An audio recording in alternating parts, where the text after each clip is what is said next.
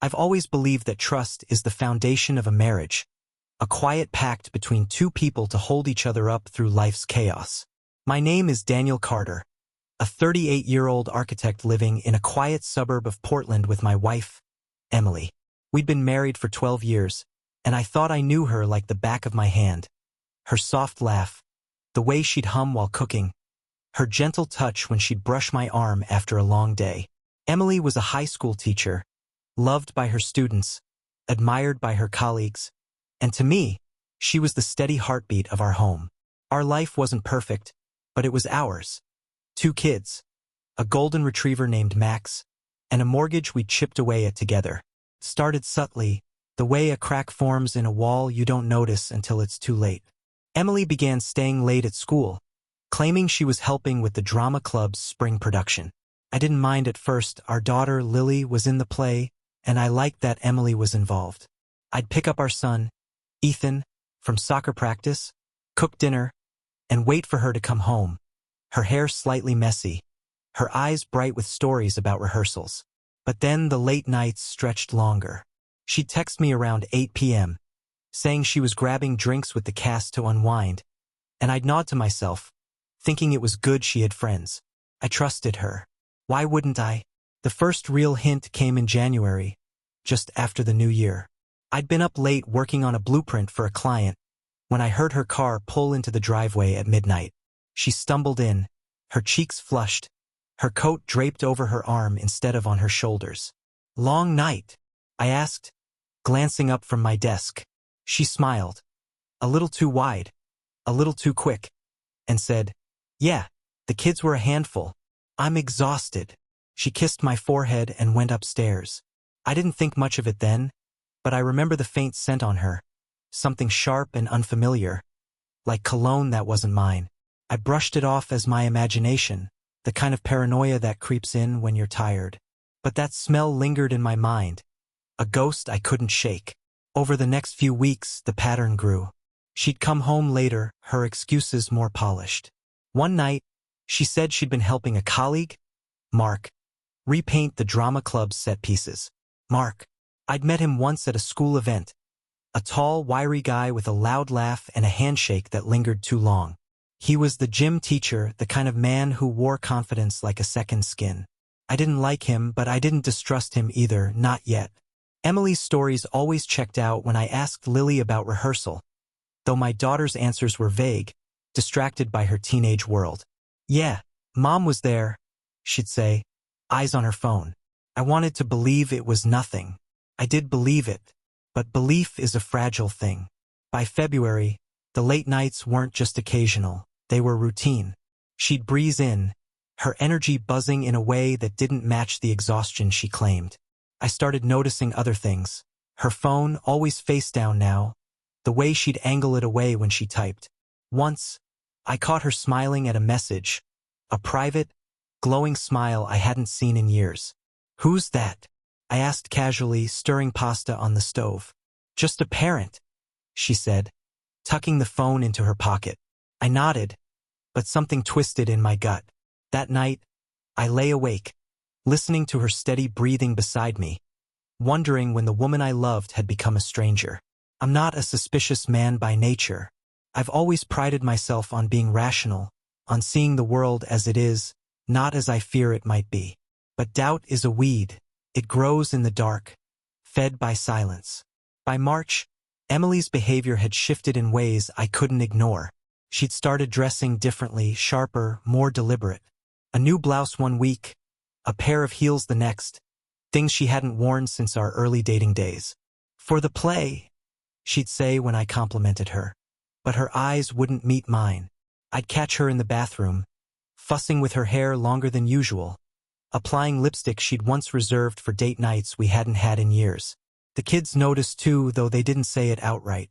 Lily asked one morning, "Why's Mom so fancy lately?" I laughed it off, told her it was for the drama club, but her question stuck with me.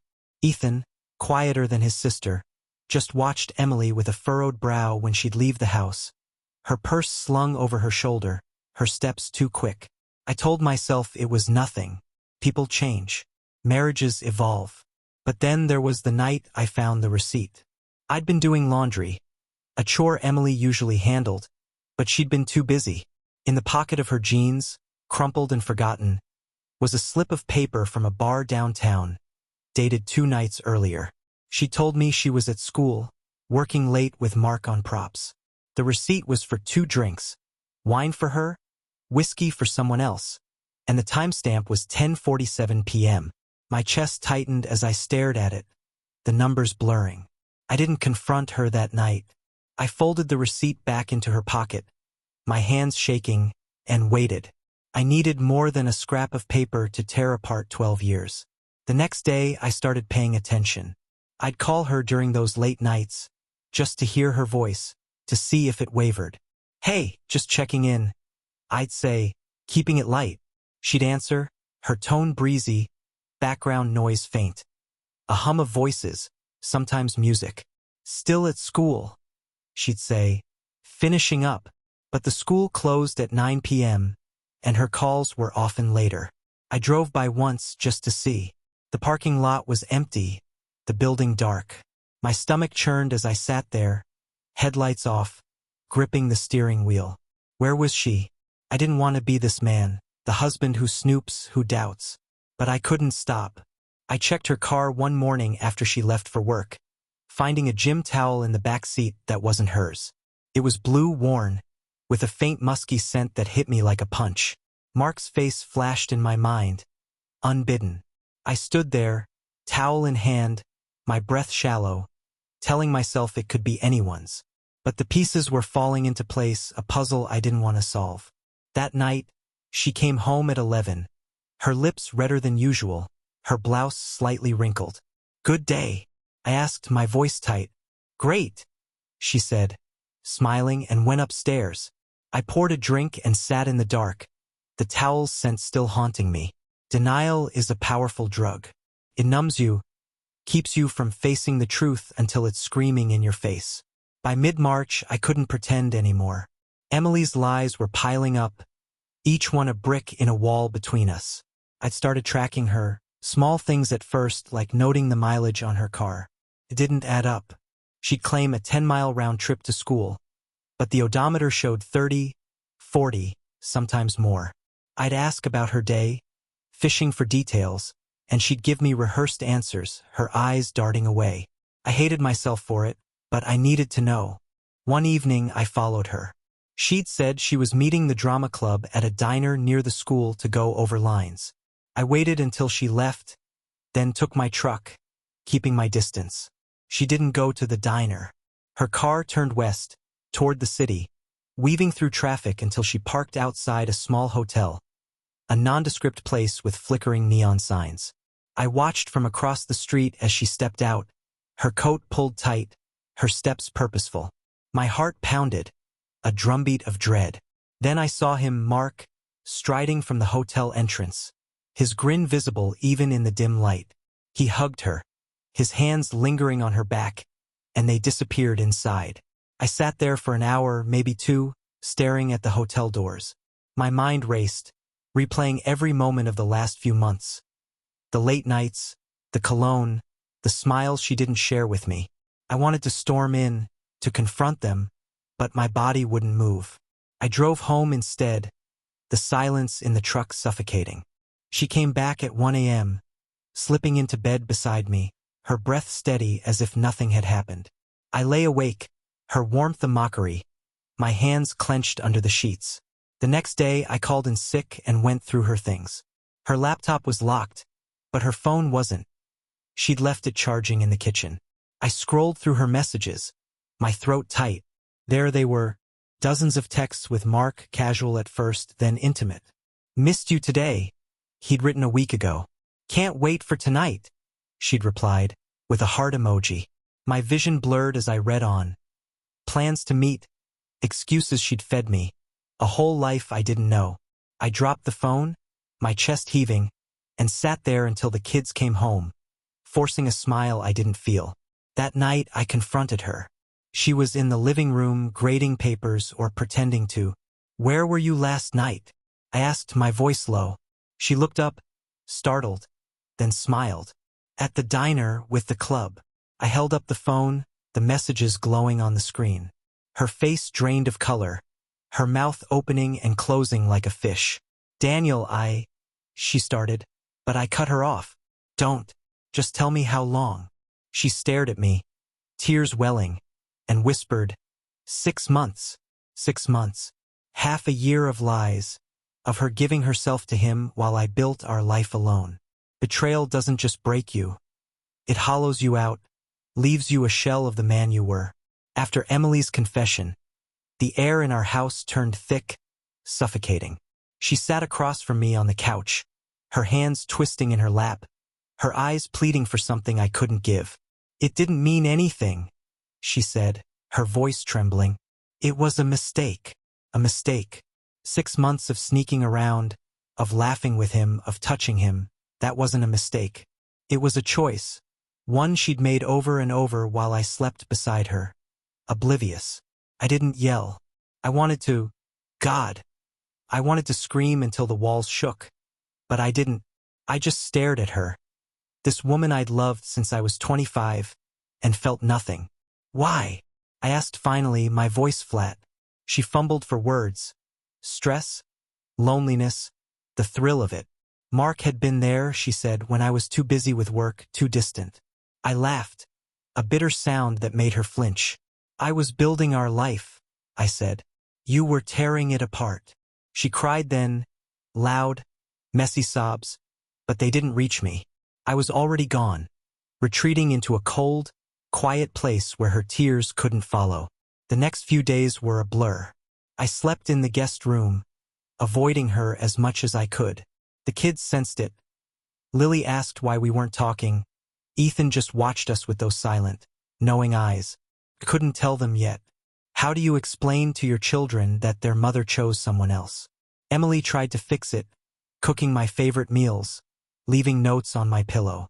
I'll end it, she promised one night, her voice desperate. I'll tell Mark it's over. I didn't respond. It wasn't about Mark anymore. It was about her, about the trust she'd shattered. I started planning then, though I didn't call it revenge. Not yet. It was survival, a way to take back what she'd stolen. My dignity, my peace. I watched her closely, noting every move. She called Mark the next day. I heard her through the wall, her voice low, promising it was done. But I didn't believe her. I'd seen the texts, the way she glowed for him. She'd end it when it suited her, not me. So I dug deeper. I hired a private investigator, a grizzled man named Paul who'd seen it all. Give me a week, he said, lighting a cigarette. I'll get you everything. Paul delivered. Photos of them at the hotel, at a bar, in his car, her head on his shoulder, his arm around her waist. Audio too, snippets of calls she'd made when she thought I wasn't home. I love you, she'd told him.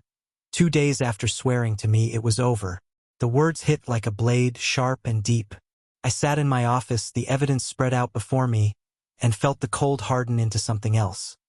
Rage, yes, but also purpose. She'd taken my life apart. I take hers apart too, piece by piece. Revenge isn't loud, at least not at first. It's a slow burn, a fire you stoke in the shadows until it's ready to consume. I didn't tell Emily what I knew, didn't let her see the photos or hear the recordings. I played the part of the wounded husband, distant but civil, letting her think I was grieving, not plotting. She relaxed, believing her tears and promises had bought her time. She was wrong. I'd already started moving the pieces, setting the stage for what came next. My first move was Mark.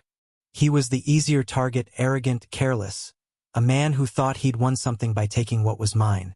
Paul had dug into him too. Mark Ellison, 35, divorced, a gym teacher with a reputation for charm and a history of crossing lines.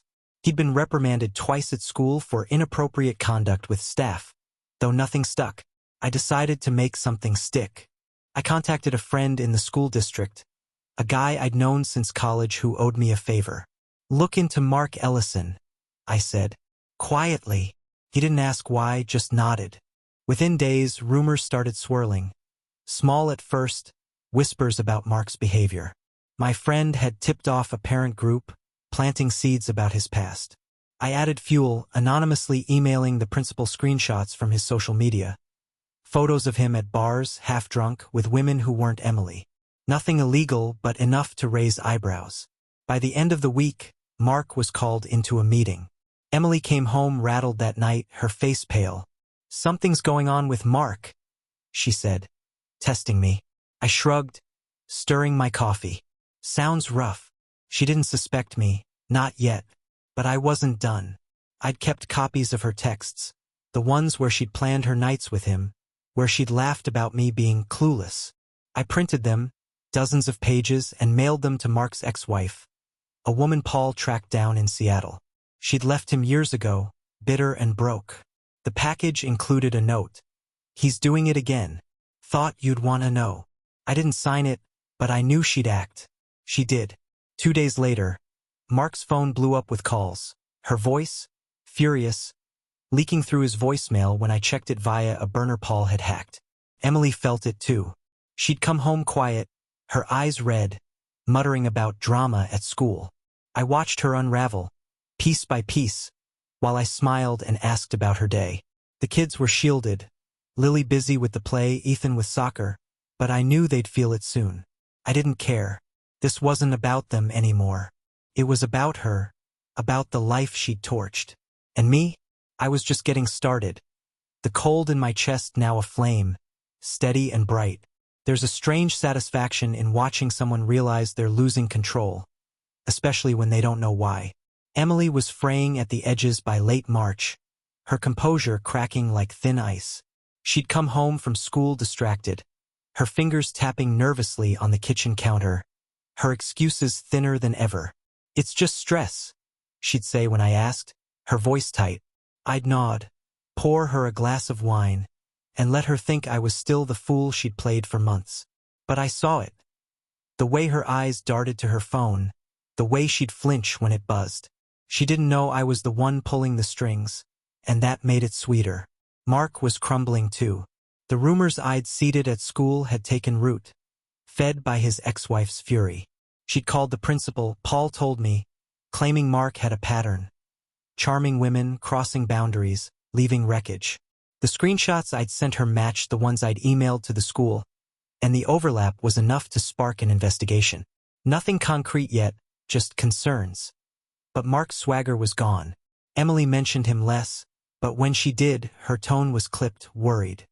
"He's taking some time off," she said one night, stirring soup she barely ate. Something about a misunderstanding. I raised an eyebrow, feigning surprise. "Hope he's okay." I lied. I didn't stop there. Paul had gotten me more. Bank records showing Mark had paid for those hotel rooms, receipts linking him to nights Emily claimed she was elsewhere. I kept it all, a growing arsenal, but I didn't use it yet. Instead, I turned to her world. Emily loved her job, her students, the respect she'd earned. I decided to take that first. I knew the school's parent-teacher association. Tight-knit, gossipy, quick to judge. I'd met the chairwoman, Susan, at a fundraiser once. She liked me, thought I was solid. I called her, voice heavy, and said, "I'm worried about Emily. She's been distant. I don't know what's going on." I didn't accuse, didn't need to. Susan's imagination filled in the blanks. Within days, whispers spread. A teacher's aide saw Emily and Mark arguing in the parking lot. Heated, public, impossible to hide. Parents started asking questions. Was she distracted? Unreliable? Susan called me back, her tone dripping with concern. "We're hearing things, Daniel. Is everything okay at home?" I sighed, let my silence speak. The PTA scheduled a meeting to discuss staff morale. Emily came home furious that night, slamming her bag on the table. "They're acting like I've done something wrong," she snapped. I looked at her, calm as stone, and said, "Have you?" She froze, then stormed upstairs. I smiled into my coffee. The kids were starting to feel it too. Lily asked why Mom was so mad all the time, her voice small. Ethan just watched, his quiet growing heavier. I hated that part, but I couldn't stop. Emily had made her choice. Now she'd live with it. I mailed another package that week. Photos of her and Mark, blurry but unmistakable. to the local paper's tip line. No note, just the images. They wouldn't publish without proof, but it'd stir the pot. And it did. A reporter called the school, sniffing for a story. Emily's name wasn't out yet, but it was close. I watched her unravel, and the cold flame inside me burned brighter. Emily wasn't stupid. She started piecing it together, though she couldn't prove it was me. Not yet. By early April, the pressure was suffocating her. The school investigation into Mark widened, dragging her in as a person of interest. She'd come home pale, her hands shaking, muttering about meetings with the principal. "They're asking about my schedule," she said one night, her voice cracking. "They think I've been negligent." I leaned against the counter, arms crossed, and asked, "Have you?" She glared at me, her eyes flashing with something new. Fear, maybe, or suspicion. "You're enjoying this, aren't you?" she hissed. I didn't answer, just held her gaze until she looked away. She tried to fight back, to regain control. She called Mark. I heard her through the bedroom door, her voice low and urgent. "We need to stop this," she said. "It's getting out of hand." His reply was muffled, but I caught the edge of panic. Good. Let them squirm. I'd already sent his ex-wife more recordings this time, Emily's voice purring, "I love you," on a loop. She'd forwarded them to the school board, claiming harassment. Mark's leave became a suspension, pending review. Emily didn't tell me that part. I heard it from Paul, who'd tapped into the district's chatter. She was lying again, pretending it was just a break for him. I let her think I believed it. The PTA meeting happened that week. Susan texted me after, her message short, "Emily's on thin ice. Parents are upset." I didn't respond, but I knew what it meant. They'd grilled her about her hours, her focus. Someone, maybe Susan, maybe a plant I'd nudged, mentioned seeing her car downtown, not at school. Emily came home silent, her face a mask of exhaustion. She didn't eat, didn't speak, just sat on the couch staring at nothing. I watched her, the woman I'd once promised forever to, and felt a twisted satisfaction. She'd built her life on me, and I was dismantling it, brick by brick. Lily came to me that night, her eyes red. "Mom's crying upstairs," she said.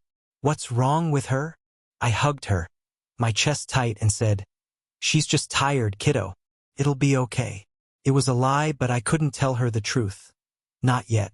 Ethan lingered in the doorway, his silence louder than words. I knew I was hurting them too, but Emily had started this. I was finishing it. I mailed another batch of photos that night, to her parents this time, with a note. "Ask her about Mark." Her mother called the next day, voice trembling. Emily took the call in the garage, her shouts echoing through the walls. When she came back, her eyes locked on mine, sharp and searching. "What did you do?" she whispered. I shrugged. "Nothing you didn't. Revenge is a virus. It spreads, infects everything it touches." By mid-April, Emily's world was collapsing, and I was the silent architect of it all. Her parents showed up unannounced one Saturday, their faces etched with worry. Her father, Tom, a gruff man who'd always liked me, pulled me aside while Emily and her mother argued in the kitchen. "What's going on, Dan?" he asked, his voice low. "Those pictures, is it true?" I looked him in the eye steady and said, "Ask her." He nodded, slow, like he already knew. The shouting got louder, her mother's voice breaking, Emily's rising in defense. "It's not what it looks like," she cried. But the photos didn't lie. I'd made sure of that. They left after an hour, Tom shaking my hand, his grip tight with unspoken sympathy. Emily sat at the table, head in her hands, her shoulders shaking. "They hate me," she whispered. I didn't comfort her, didn't move. She'd chosen this, not me. The school called that afternoon. Her contract was under review, a formality they said, but her hours were cut pending the outcome. She told me over dinner, her voice hollow, "I might lose my job." Lily overheard, her fork clattering to her plate. "What? Why?" she demanded. Emily fumbled, said it was a misunderstanding. I stayed quiet, letting the lie hang. Mark was gone by then, fired after the school board ruled. His ex-wife's evidence, paired with the rumors, painted him as a liability. Paul got me the report: unprofessional conduct, detrimental to the district's reputation. Emily didn't know I knew, but she felt it. She stopped mentioning him entirely, her phone silent now, her glow dimmed. I kept pushing, though. I sent the hotel receipts to his landlord, hinting at unreported income. A week later, Paul said Mark was evicted, scrambling for a new place. I pictured him, smug grin erased, and felt a jolt of triumph. The kids were suffering more than I'd expected. Lily stopped talking about the play, her rehearsals a chore now. Ethan withdrew, spending hours in his room, his grades slipping.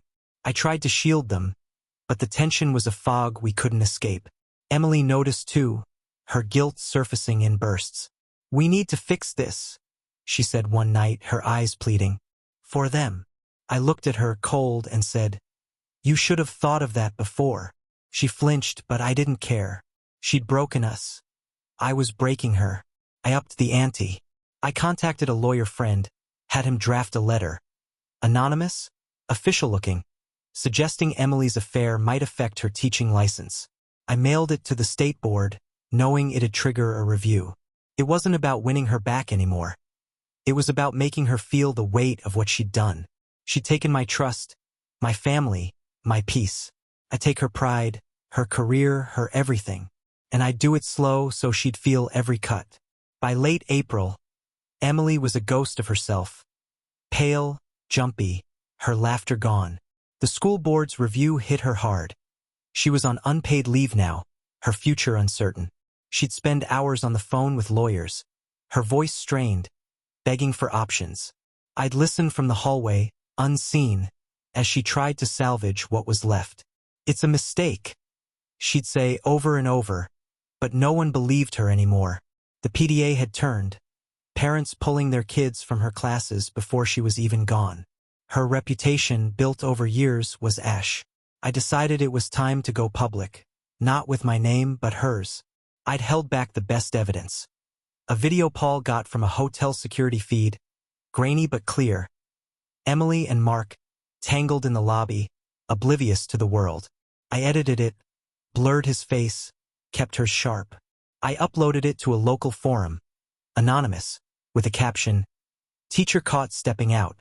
Who else knew?" Spread fast. Parents shared it, neighbors whispered. By morning, it was on X, trending locally. Emily's phone lit up with texts, calls, her hands trembling as she scrolled. "Who did this?" she screamed, tears streaming. I sat across from her, silent, my face blank. "I don't know," I said. She didn't believe me, but she couldn't prove it. The fallout was instant. Her friends, colleagues she'd leaned on, distanced themselves, their messages curt or absent. Her mother called again, sobbing, begging her to explain. Emily tried, her voice breaking, but the video was undeniable. Lily saw it too. Some kid at school showed her. She came home crying, slamming her door, refusing to talk. Ethan just stared at me, his eyes asking questions I couldn't answer. I felt a pang then, a crack in my resolve, but I pushed it down. This wasn't about them. It was about her. The press picked it up next, a small outlet hungry for scandal. "Local teacher's affair rocks community." The headline read. They didn't name her, not yet, but the details matched. Emily locked herself in the bedroom, the kids retreating to their corners. I sat downstairs, the house silent except for her muffled sobs. I'd wanted her to hurt, to feel what I'd felt, and she did. But it wasn't enough. She'd humiliated me in private. I'd humiliate her in public. I mailed the unedited video to the school board, with a note. "She lied to you too. Let them decide her fate." That night, she confronted me, her face raw with rage and despair. "It's you, isn't it?" she whispered, her voice shaking. "You're destroying me." I looked at her, calm, and said, "You destroyed us first." She lunged at me, hands clawing, but I stepped back, untouched. She collapsed, sobbing, and I walked away. The flame inside me roared, but it was starting to feel hollow. I'd taken so much, Her job, her friends, her dignity. What was left? Emily broke the next day. She didn't leave the bedroom, didn't eat, just lay there, a shell of the woman I'd married. The school board called, her license was suspended, effective immediately. The video, the texts, the receipts, it was too much. She'd lost everything she'd worked for, everything she'd loved outside our family. I stood in the doorway, watching her stare at the ceiling, and felt nothing. No triumph, no pity, just a void where my anger had been. I'd wanted this, planned it, but the taste was bitter now. The kids were my limit. Lily wouldn't look at me, her anger a mirror of her mother's. Ethan asked, quiet, "Are we still a family?" I didn't know how to answer. I'd gone too far, maybe, but I couldn't undo it. I called Paul, told him to stop digging. "It's done," I said. He grunted, lit another cigarette, and hung up. I packed a bag that night, told Emily I was leaving for a while. "To think," I said. She didn't respond, didn't even look at me. The kids watched from the stairs, silent, as I drove away. I stayed at a motel, the hum of the highway my only company. I replayed it all, the months of lies, the slow burn of my revenge. I'd ruined her, yes, but I'd ruined us too. Mark was gone, a footnote now, living in some cheap apartment, his life in pieces. Emily was a pariah, her name whispered in disgust. And me? I was free, but empty. I'd taken everything from her, made her feel the betrayal I'd felt, but it didn't heal me. It just left scars. A week later, I went back. Emily was there, thinner, quieter, packing her own bag. "I'm going to my parents," she said, her voice flat. "I can't stay here." I nodded, didn't argue. The kids hugged her, crying. Then me. We'd tell them later. Divorce probably, once the dust settled. I'd won in a way, but it didn't feel like victory. It felt like the end of something I'd once held dear. I sat alone that night, the house too big, too quiet. The flame was gone, replaced by a cold I couldn't shake. I'd gotten my revenge, cruel and complete, but it cost me everything. Her, them, me. And as I stared at the walls we'd built together, I wondered if it was worth it. The house felt like a tomb after Emily left. Her absence was a presence all its own. Empty drawers, the missing hum of her voice, the silence where her footsteps used to be. I'd wanted her gone, hadn't I? I'd orchestrated every move to push her out, to make her pay. But now that she was, the victory rang hollow. I wandered the rooms that night, the kids asleep upstairs, their soft breathing the only sound keeping me tethered. The living room still held traces of her. A scarf draped over the couch, a half-read book on the coffee table. I picked it up, flipped through it, then tossed it aside. It didn't matter anymore. The next morning, I called her parents' house. Tom answered, his voice gruff but steady. "She's here," he said. "Not good, Dan, but she's here." I asked if the kids could visit, and he agreed, no questions. I didn't want to talk to her. Didn't want to hear her voice crack or her excuses spill out. I just needed to know she was alive, that my revenge hadn't pushed her past some edge I couldn't see. Tom didn't ask about us, didn't pry. "Take care of yourself," he said before hanging up, and I wondered if he blamed me too. Lily and Ethan went that weekend, their bags packed with clothes and questions I couldn't answer. "When's Mom coming back?" Lily asked, her eyes sharp, daring me to lie. "I don't know," I said, honest for once. Ethan just hugged me, his grip tight, then followed his sister to the car. I drove them to Tom and Linda's, an hour away, the silence between us thick. When we arrived, Emily stepped onto the porch, thinner than I'd last seen her face pale but composed. She didn't look at me, just knelt to hug the kids, her arms trembling.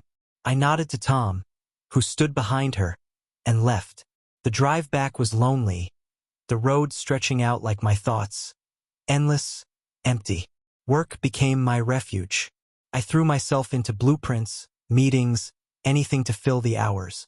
My boss, Greg, noticed the change, bags under my eyes, the way I'd stay late sketching designs no one asked for.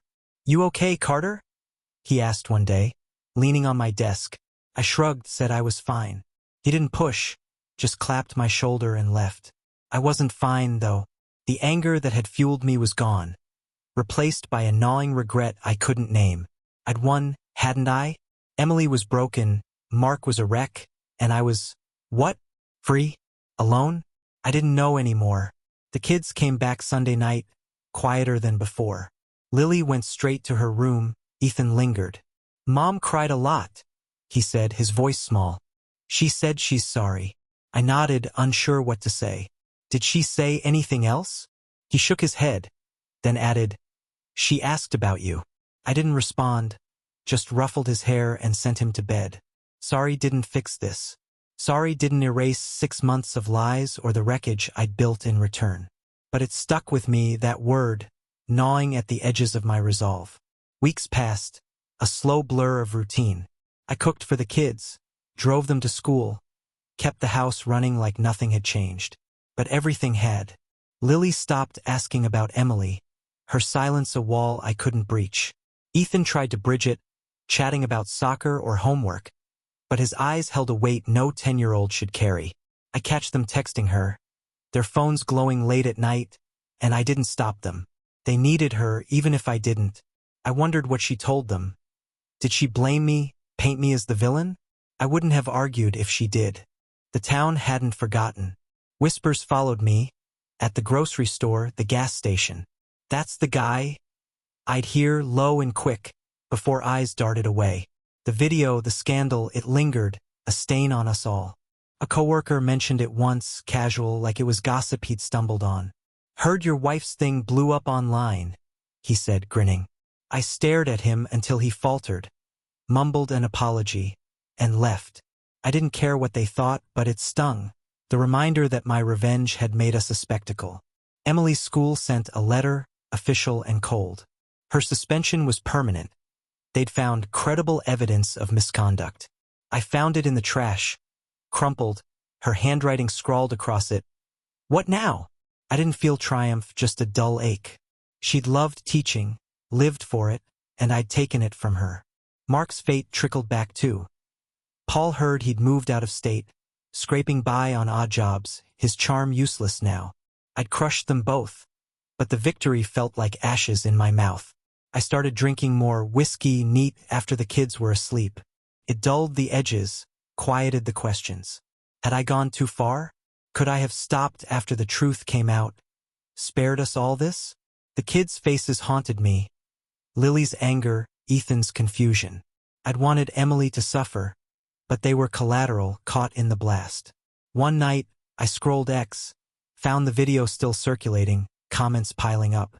She deserved it, some said. He's a monster, others wrote. I shut it off, poured another glass, and stared at the ceiling. Monster. Maybe I was. Tom called again, his tone sharper this time. She's not eating, Dan. Barely talks. You need to figure this out. For the kids.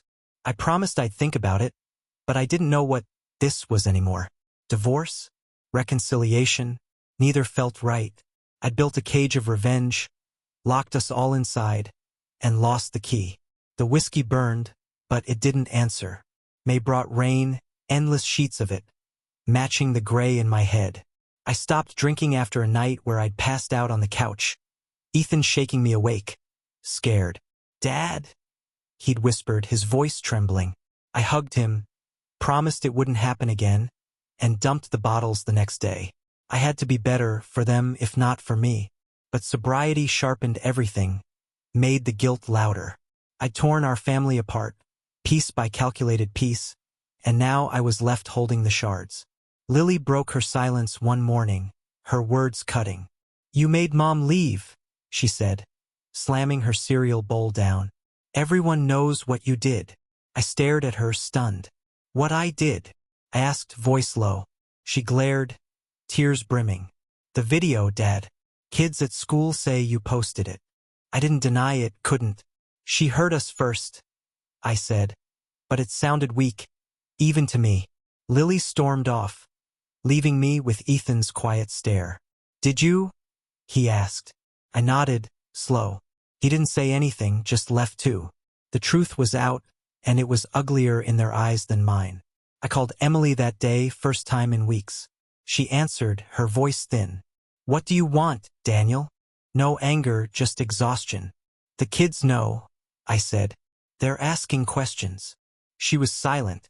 Then, what did you tell them? I told her the truth. Some of it, not all. She sighed. A sound like air leaking from a tire. I'll talk to them, she said. But this, it's on you too. She hung up, and I sat there, phone in hand, her words echoing. On me too. She wasn't wrong. I drove to Tom's the next day, unannounced. Emily was in the yard, raking leaves, her movements slow. She froze when she saw me, her eyes wary. What are you doing here? She asked. We need to figure this out, I said. For them. She nodded, cautious, and we sat on the porch, the air heavy between us.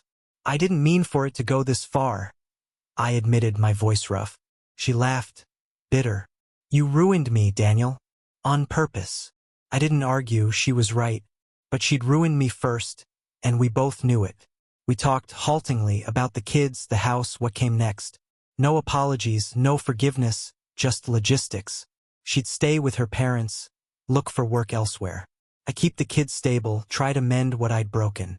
It wasn't a plan, just a truce. As I left, she said, I did love you, you know. Past tense. I nodded, didn't reply, and drove away. The rain streaking the windshield like tears I wouldn't shed. Summer crept in, humid and slow, and I focused on the kids. Lily softened first, her anger fading into quiet talks. I miss Mom, she said one night, curled on the couch. Me too, I lied, for her sake. Ethan took longer, his trust dented, but he started smiling again, small victories. Kicking a soccer ball with me, laughing at dumb jokes. I didn't push them to forgive me or her, just let them heal at their pace. Emily called them weekly, her voice brighter over time. She'd found a job, tutoring, not teaching, but something. I didn't ask details, didn't care, as long as they had her. I sold the house in June. Too many ghosts, too many memories etched into the walls. We moved closer to the city, a smaller place, fresh start. The kids picked their rooms, painted them bright colors. Yellow for Lily, blue for Ethan. I kept mine plain, functional, a space to sleep, not live. Work steadied me. Projects piled up, deadlines kept me sharp. Greg stopped asking if I was okay, just nodded when I stayed late. I wasn't okay, but I was moving and that was enough. Emily visited once, awkward but civil.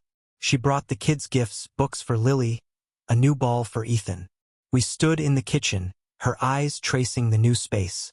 It's nice, she said, neutral. Thanks, I replied, same tone. No warmth, no fight. Just two people who'd once been everything, now nothing. She left after an hour, the kids waving from the porch. She looks better, Ethan said later. I nodded, glad for them, not me. I stopped tracking Mark. Didn't care where he'd landed.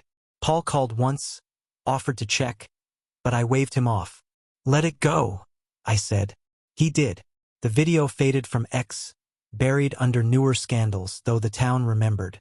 I'd nod at stares, let them whisper. It didn't matter. I wasn't that man anymore, the one who'd burned it all down. I was just Daniel, trying to be a father, trying to be enough. Nights were the hardest. I'd sit on the back steps, the city humming in the distance, and think about her. Not with anger, but a dull ache. I'd loved her, truly, and she'd loved me once. Where had it gone? I didn't know, but I'd stopped asking. The kids were my anchor now, their laughter my redemption. I'd ruined us, yes, but I wouldn't ruin them. By August, we'd settled into something like peace. Lily started high school, her confidence flickering back. Ethan made the soccer team, his grin wide when he told me. I was there. Games, parent nights, small moments that stitched us together. Emily came more often, her visits less strained. We'd talk, brief and practical, schedules, school fees, nothing deep. She'd gained weight, lost the hollow look. I'm okay, she said once, unprompted. I nodded, didn't push. Okay was enough. I saw a lawyer, started the divorce papers. She didn't fight it, signed them quick. It's better this way, she said, her voice steady. I agreed, though it stung, the final cut of a thread I'd once thought unbreakable. The kids took it better than I'd feared. Lily shrugged. Ethan asked if it'd change anything. Not for you, I said, and meant it. They'd see her, love her, and I'd keep the rest separate. Work gave me purpose, a big contract, a chance to rebuild something tangible. I'd sketch late, the kids asleep, the house quiet but not empty. Friends reached out, old ones I'd pushed away in the chaos. Dinners, beers, laughter I hadn't heard in months. I wasn't whole, not yet, but I was here, breathing, moving forward. The cold was gone, the flame too. Just a steady warmth, small but mine. One night, Ethan asked, "Are you happy, Dad?" I paused, surprised. "Getting there," I said, honest. He nodded, satisfied, and ran off to play. I watched him go, Lily's music drifting from her room, and felt it. A flicker of something new. Not revenge, not regret, but hope, fragile and real. I'd torn us apart, but I'd build something back. For them. For me. And that, finally, was enough.